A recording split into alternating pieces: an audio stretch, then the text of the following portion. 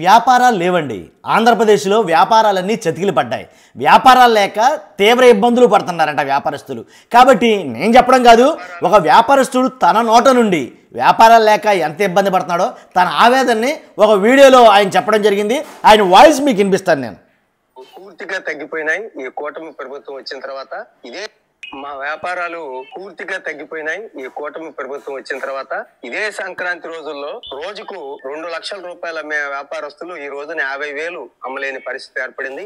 దీనికి ప్రధానమైనటువంటి కారణం ప్రజల యొక్క కొనుగోలు శక్తి తగ్గిపోవటం. ఈ కొనుగోలు శక్తి జగన్మోహన్ రెడ్డి గారి ప్రభుత్వంలో నెలకి ఏదో ఒక పథకం రూపంతో పేద ప్రజలందరికీ కూడా మరి వాళ్ళకి చేతిలో డబ్బులు ఉండటం వల్ల వ్యాపారానికి వచ్చి వ్యాపారస్తులు వాళ్ళకు వచ్చిన ఆదాయాన్ని కొంత ఈ వ్యాపారాలకు చిల్లర కొట్లు గాని లేకపోతే ఫ్యాన్సీ గాని లేకపోతే ఇంకా ఏదే రకంగా పరికరాలను కొనుక్కొని వాళ్ళందరూ కూడా మన తలసరి ఆదాయం పెరిగే రకంగా దోహదపడ్డది. ఇప్పటికీ తిరువూరులో 7 నెలల కాలంలో కిరాణా వ్యాపారస్తులు 4 మరి షాపు క్లోజ్ చేయడం జరిగింది. అలానే ఫ్యాన్సీ కొట్లు ఏ షాప్ లో అయినా సరే వ్యాపారం పూర్తిగా తగ్గిపోయింది.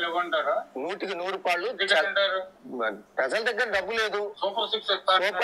సూపర్ సిక్స్ కాదు, సూపర్ 7 ఇస్తే ఏమి ఉండదు. జగన్మోహన్ రెడ్డి కంటే ఎక్కువ ఇస్తానన్నాడు. జగన్మోహన్ రెడ్డి ఇచ్చే పథకాలు కూడా ఇవ్వట్లా. కాబట్టి 7 నెలల కాలంలో వ్యాపారాలు చాలా తగ్గిపోయినాయి. ఇటువంటి పరిస్థితుల్లో మళ్ళా ఎప్పుడు ఆ ప్రభుత్వాన్ని తీసుకొద్దామనే ఆలోచనలో ప్రజలందరూ ఉన్నారు. ప్రజల యొక్క తలసరి ఆదాయం పూర్తిగా తగ్గిపోయింది. మా జిఎస్టీ కూడా ఇప్పుడు చూసినట్టయితే జగన్మోహన్ రెడ్డి గారు 5 ఏళ్ల ప్రభుత్వంలో కూడా దేదీప్యమానంగా ఉంది. ఇది మన లెక్కలు కాదు, వరల్డ్ బ్యాంకు ఆర్బీఐ లెక్కల ప్రకారమే తలసరి ఆదాయం అన్ని రాష్ట్రాల్లో కంటే మెరుగ్గా కరోనా టైంలో కూడా మెరుగ్గా ఉంది మన ఆంధ్ర రాష్ట్రాన్ని.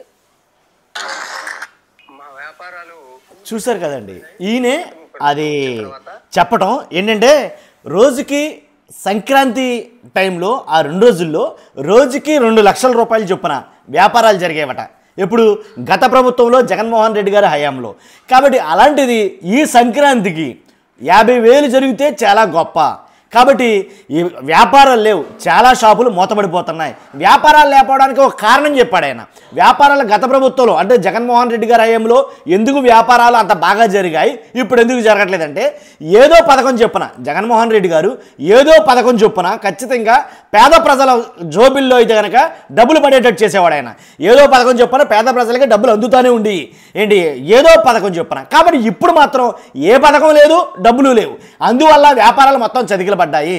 డబ్బులు జగన్మోహన్ రెడ్డి గారు ఏదో రకంగా వేస్తా ఉండేవాడేమో, దాన్ని బట్టి పేద ప్రజలు లేబర్ అనేవాళ్ళు ఎక్కువగా ఖరీదు చేయడానికి కొనుగోలు శక్తి వాళ్ళ దగ్గర ఉండేది.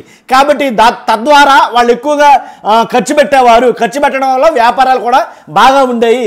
ఎప్పుడైతే అసలు డబ్బులే లేకుండా పోయాయో, అంటే పేద ప్రజల దగ్గర చేతిలో డబ్బులు లేకుండా పోయాయో, అలాగే దానికి తోడు పనులు కూడా లేకపోవడం వల్ల ఏంటి కావాల్సినంత చేతికి కావాల్సినంత పనులు కూడా లేకపోవడం వల్ల వాళ్ళ చేతిలో డబ్బులు ఆడక వ్యాపారాలు అయితే కనుక సాగటం లేదు, వ్యాపారాలన్నీ ఆగిపోయాయి అని క్లియర్ కట్గా వ్యాపారస్తుడు తన ఆవేదన చెప్తున్నాడు. వాళ్ళ గొడవ వదిలేయండి.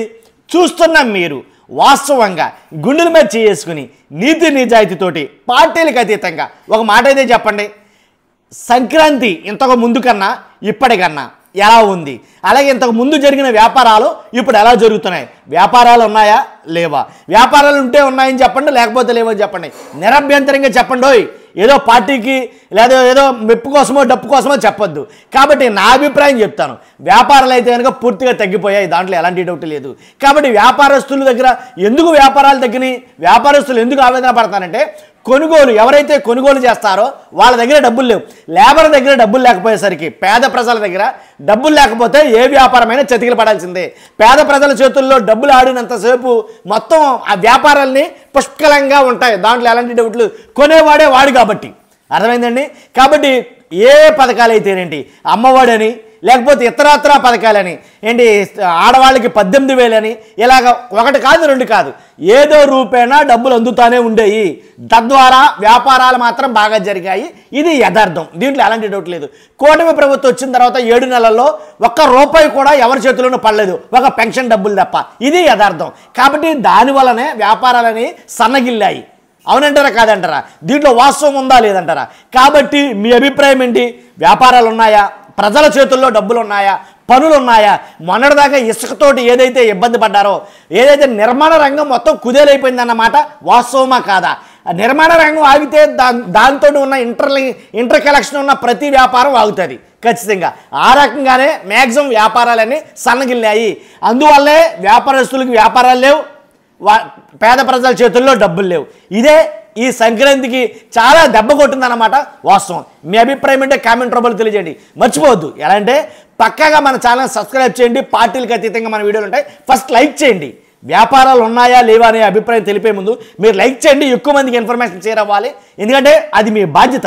చూస్తున్న మీ అందరూ కూడా థ్యాంక్ యూ వెరీ మచ్.